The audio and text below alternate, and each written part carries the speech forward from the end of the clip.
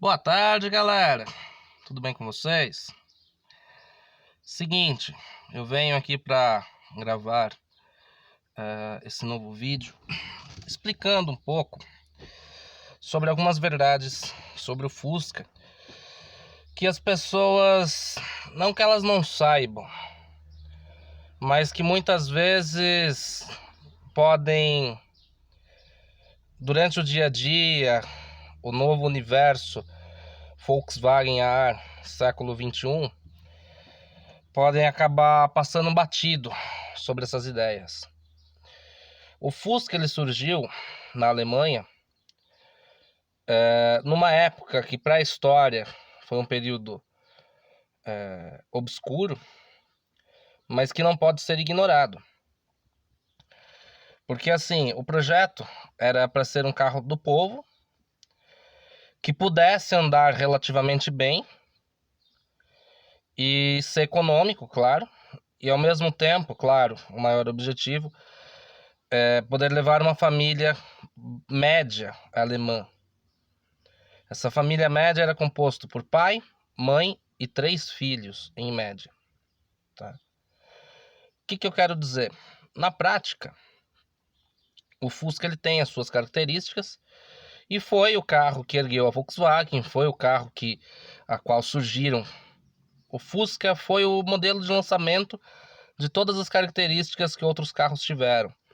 Como assim? Modelo de lançamento da suspensão, modelo de lançamento do câmbio, da tipificação do câmbio em si, modelo de lançamento do motor, entre outras coisas. Por que o Fusca ele surgiu com carroceria aparafusada do chassi? Toda montadora ela não vai ficar só no seu carro, com um carro só. Então, eventualmente, ela vai doar essa base que hoje a gente chama de chassi, mas mais do que isso, seria um modelo em si específico da base para fazer outro carro, né? Que seria a plataforma. Hoje em dia fala-se tanto de plataforma MQB, etc. Naquela época era a plataforma do Fusca, o chassi do Fusca. E eventualmente foram nascendo outros modelos, que são os Volkswagen AR, que todo mundo já conhece, eu não preciso citar nomes. Porém, por que o Fusca foi lançado? Atrás ele é relativamente apertado, mas no projeto original não era para levar adulto. Era para levar 3 crianças confortavelmente. Entendeu? No caso, o Fusca tinha 2 porta-malas, né? Que um é o porta-malas dianteiro original e o outro é o chiqueirinho lá atrás. Inicialmente sem o banco traseiro dobrável, e depois, na década de 60, passou a ser dobrável o encosto. Mas assim, o Fusca sempre teve um desempenho médio relativo. O motor 1200, ele nasceu, eu falo do 1200 porque foi o motor de lançamento aqui no Brasil, mas ele nasceu com 1100, pistão 75. O que a Volkswagen começou a perceber? No começo dos anos 50, começou a existir o Kitokrasa lá na Alemanha. Sim, o mercado de peças sempre foi o que mandou na evolução do Fusca. Uma das coisas que mandou na evolução do Fusca. E esse Kitokrasa trazia mais desempenho para o motor, originalmente 1100. Certo? A Volkswagen falou, vamos ter que se mexer. De que forma? Melhoraram o carburador de Solex 26 VCI para um Solex 28 PCI.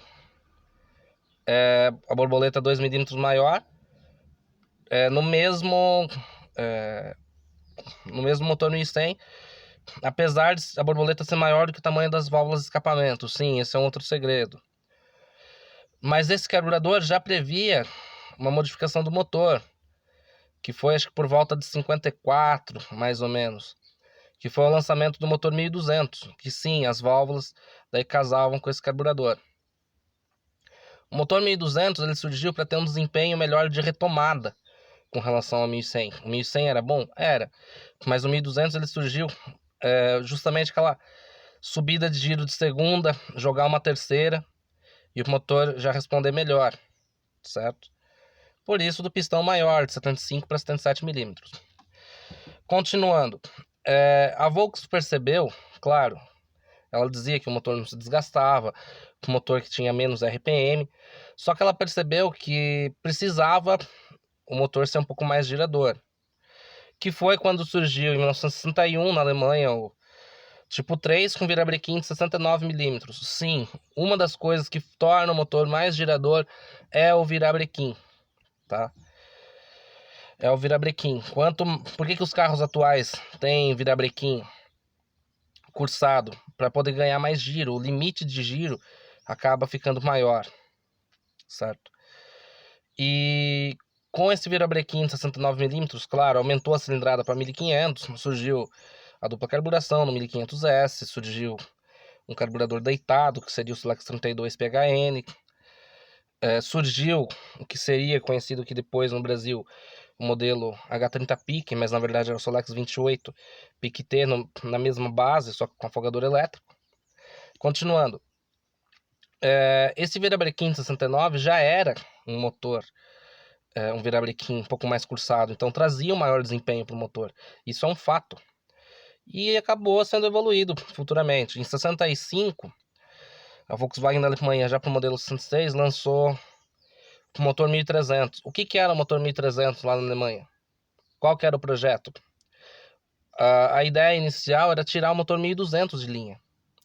Só que ele vendia muito, mas mesmo assim, a ideia inicial era tirar o 1200.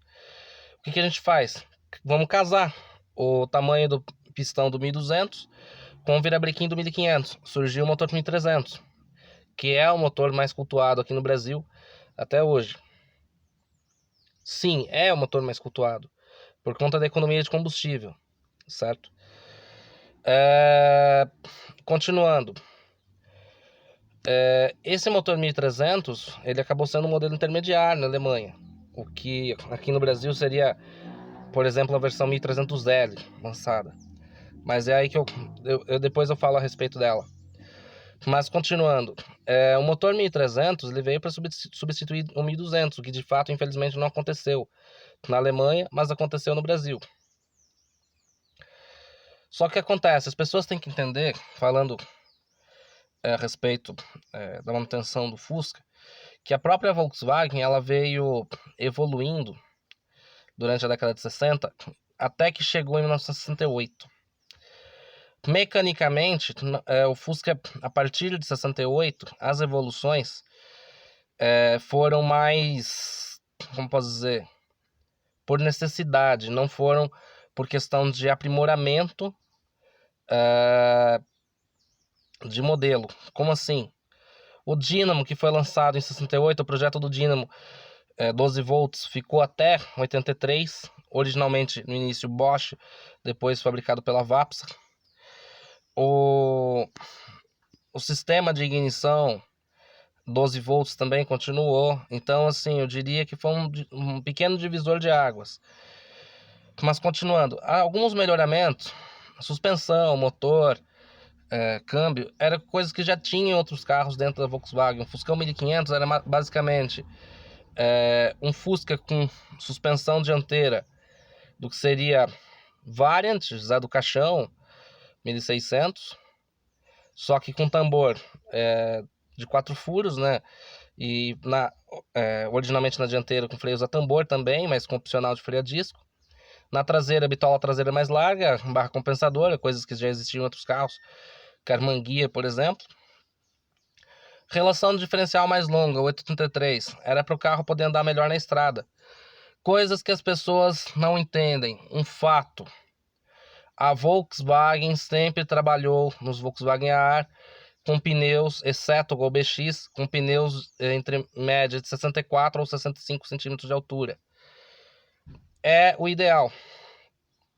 Por que, por exemplo, quando surgiu o SP2, tinha pneu 185 SR14? Porque a medida dele era bem próxima do que seria os 56015, 64, 65 centímetros de altura. Mesma coisa vale para o pneu do SP do 1600S 175/80/14, que a altura dele seria bem próxima do 590/14 da Brasília. O mesmo vale para um 65/80/15 do Itamar, que a altura dele é para ser basicamente a mesma altura do 560/15, certo? Segredo, a altura do pneu original diagonal é de 65 centímetros de altura. Porém, continuando, a respeito dessa questão evolucional do Fusca, ele sempre foi o que precisa ser e sempre teve o que era necessário dada a sua época.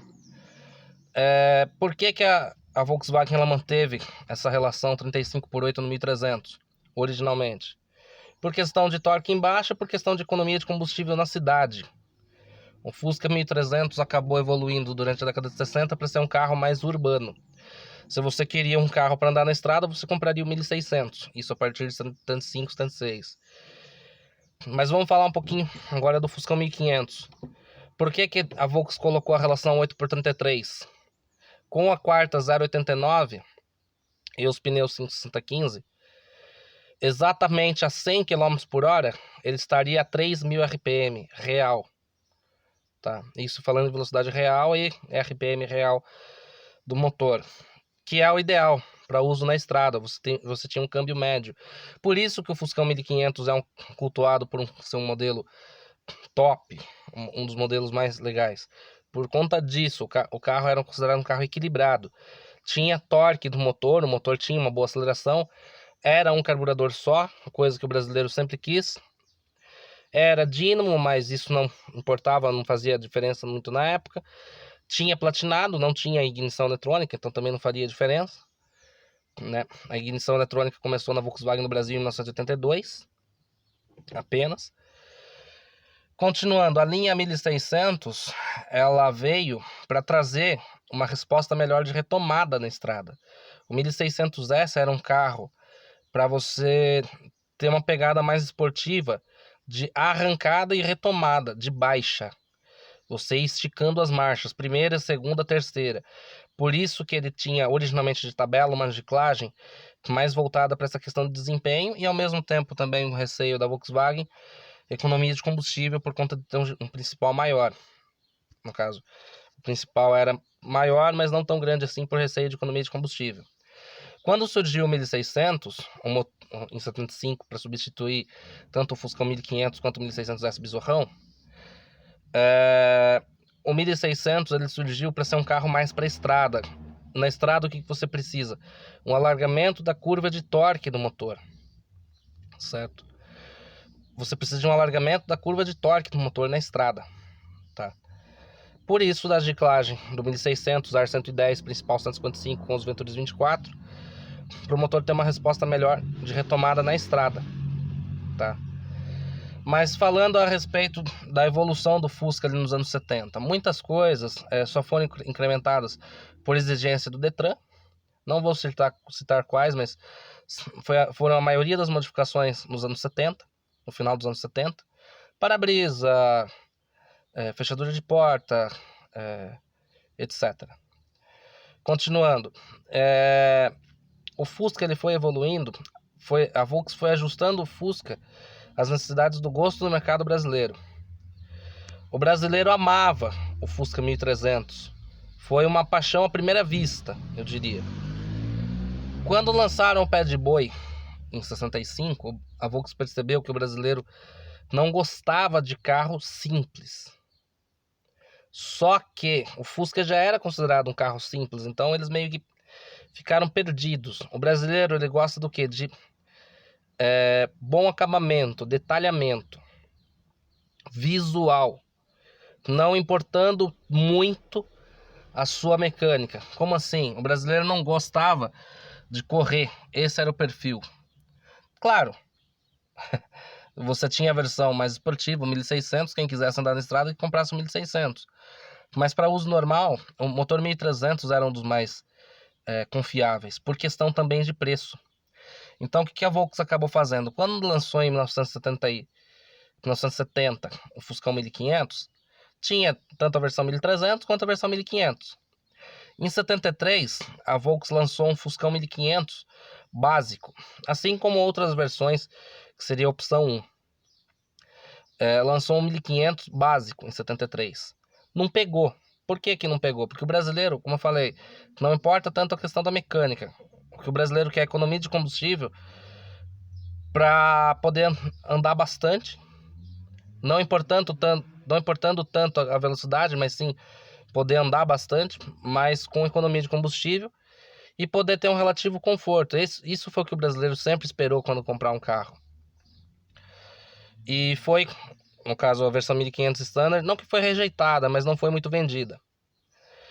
Em 75, a Volks fez o oposto, o lançamento do 1300L. O 1300L era basicamente um 1300, só que na carroceria de um 1500, com tudo que o 1500 tinha, exceto motor e câmbio. E foi o que deu certo, que pegou, e foi uma das versões mais populares, era a versão intermediária. Por quê? Porque tinha a economia do 1300 com o conforto e luxo do 1500, entendeu? E acabou sendo o verdadeiro substituto do 1500, apesar que a Volks unificou ali o que seria uma versão de 1300 com 1500, meio que ficou...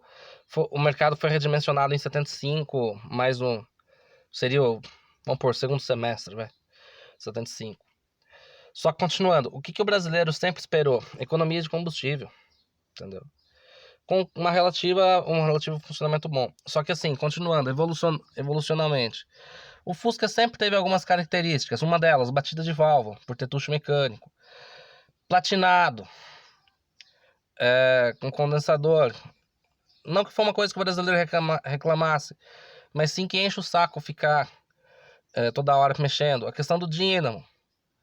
Então, assim, o Fusca ele foi evoluindo justamente nessa questão. Nos anos 80 surgiu o Gol, né, que tinha prisioneiros de 8mm, né, já no modelo 1980. Em 1982 surgiu a ignição eletrônica, né.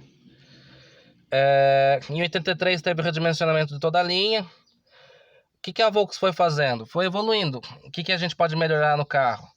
Que já é, entre aspas, perfeito para a época. Vamos tirar o platinado com o condensador, vamos colocar uma ignição eletrônica, o alternador.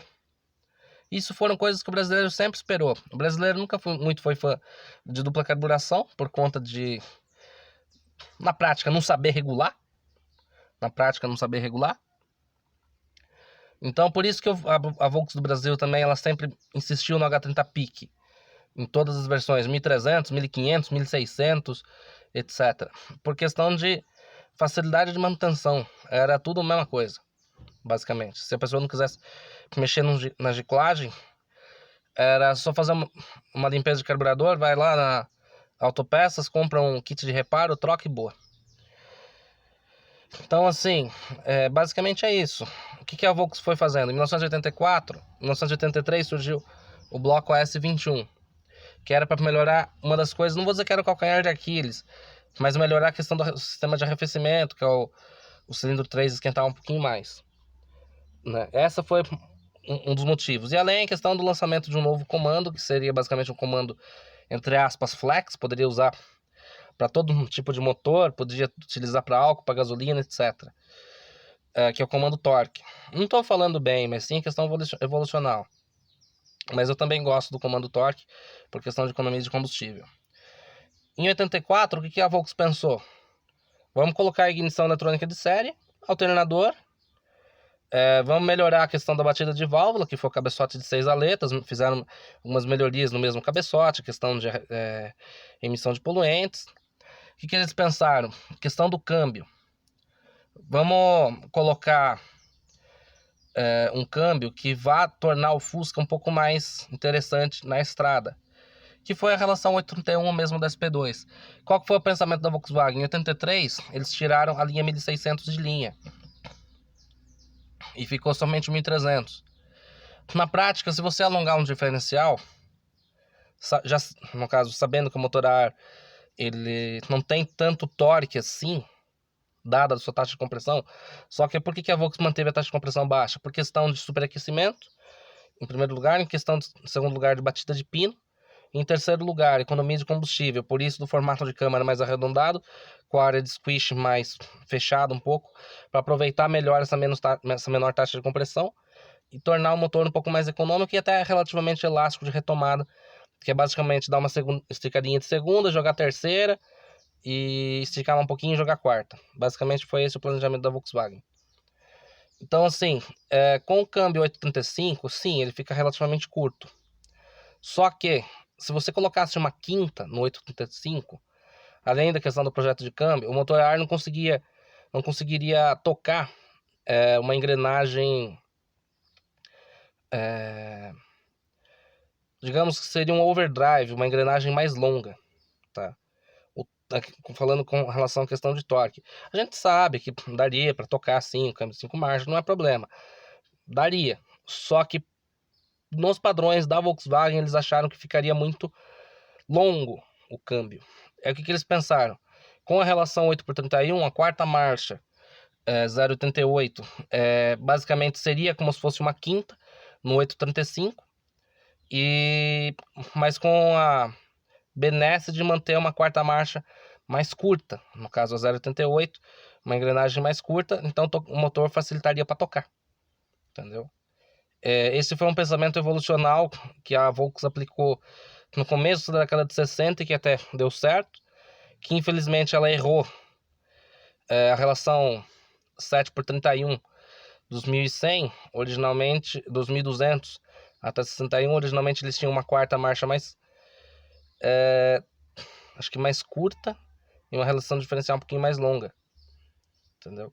Ou era o oposto agora? Eu acho que a relação diferencial era mais curta e a quarta era um pouquinho mais longa. Mas enfim, com essa modificação em 84, a Volkswagen deu tudo o que tinha pro Fusca. Série Itamar. Por que a série Itamar ela foi muito boa? O que a gente pode fazer no Fusca? Colocar um banquinho mais macio, deixar ele mais silencioso, a questão do escapamento. O câmbio já tinha o câmbio 831. A gente pode colocar uma dupla carburação, mas feito melhoramentos para se aproximar do H30 Peak, questão de economia e funcionamento.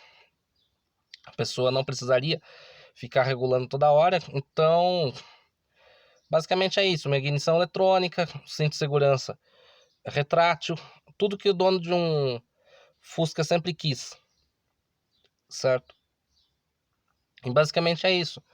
O Fusca não precisa de tanto cuidado, tanto embelezamento, tanto ao extremo. Uma revisão bem feita uma vez só, você já está com o carburador limpo, a reciclagem próxima do ideal, você fazer uma boa regulagem de válvulas, uma troca de óleo, pode rodar tranquilo com o carro. Você não precisa tanto embelezamento e acessório e não sei o que. O que o Fusca sempre sonhou? Qual que foi o sonho sempre do Fusca? Questão de escapamento, entre aspas. Você não precisa ter o melhor escapamento do mundo. Não vou citar modelos. O que o Fusca precisa sempre é de escapamento dimensionado, tá? Porém, com relação à questão desempenho, uma dupla carburação já vai auxiliar aí muito no desempenho, independente da cilindrada. Uma ignição eletrônica, certo? E você tem um escapamento interessante, não precisa mais do que isso. Coisas que as pessoas não entenderam. Pneus. Infelizmente, a questão do pneu do Itamar hoje está sendo meio complicado no mercado. Mas a melhor medida que tem é um pneu com cerca de 64 ou 65 de altura. 65 centímetros de altura. Ponto final. Colocar pneu mais baixo somente vai encurtar a relação de diferencial, o carro vai andar menos. Tá? Experiência própria. Então, assim, o 56015 pode ser ruim para andar na estrada em alta velocidade? Pode, por ele ser uma questão de um pneu de construção diagonal. Para quem usa o carro mais na cidade, maravilhoso. Porém, se você puder encontrar um pneu 65, 8015 do Itamar, ele vai ser o melhor de todos os mundos. Tá? Não importando a marca. Questão de qual que é a visão de Fusca no mercado hoje? Um carburador só, H30 PIC, se possível um modelo novo, a giclagem do jeito que vem, só instalar. Um kit de ignição eletrônica HAL com a bobina do GoMI, também do jeito que vem, só instalar. Coloca avanço inicial de ignição a 15 graus, porque o carburador hoje não aceita avanço menor do que isso.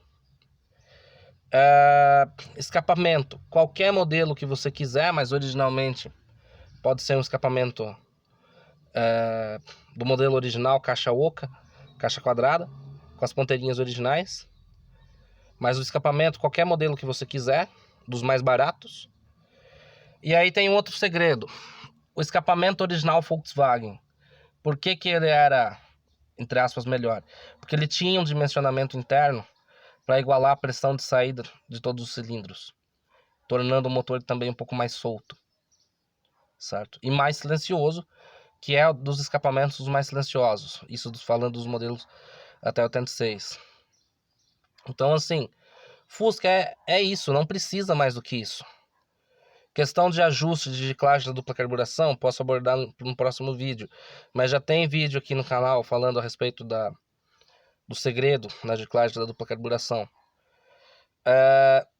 Você pode fazer uma boa regulagem no seu motor? Com certeza. Questão de giclagem, questão de ponto, questão de regulagem de válvulas. Só que nunca se esqueça que ele foi um carro sempre popular. Questão da mecânica. Você não precisa ficar mexendo toda hora para poder ter um motor confiável, certo? E questão de uso no dia a dia, o motor a ar ele é excelente. Se você realmente não quer ter dor de cabeça com nada, instala uma injeção eletrônica da Kombi original. Pega um modelo a gasolina, vai no desmanche, se você conseguir encontrar, ou compra um motor inteiro da Kombi, você tira a injeção para pôr no seu carro, 1600, pode ser inclusive um 1600 antigo, coloca uma bomba de combustível do GTI, faz um retorno de combustível para o tanque e já era. Mas falando com relação a desempenho, você não precisa ter o melhor motor do mundo para uso no dia a dia, e sim o motor mais confiável. O motor a ar não precisa de tanto cuidado, o Fusca em si não precisa de tanto cuidado. Quer cuidar do carro? Lava ele, uma boa encerada para proteger a pintura. Sim, a cera protege contra os raios do sol, para evitar queimar a pintura. Coloca uma capa nos bancos para proteger o revestimento. Não precisa mais do que isso, certo? No máximo passar um pretinho nos pneus para ficar sempre brilhando. Então, assim, isso que eu comento, o carro você não precisa manter com peças caras e fazer o modelo mais requintado possível para ele poder te entregar a melhor uso no dia a dia. O carro que tem que servir você e não você servir o carro.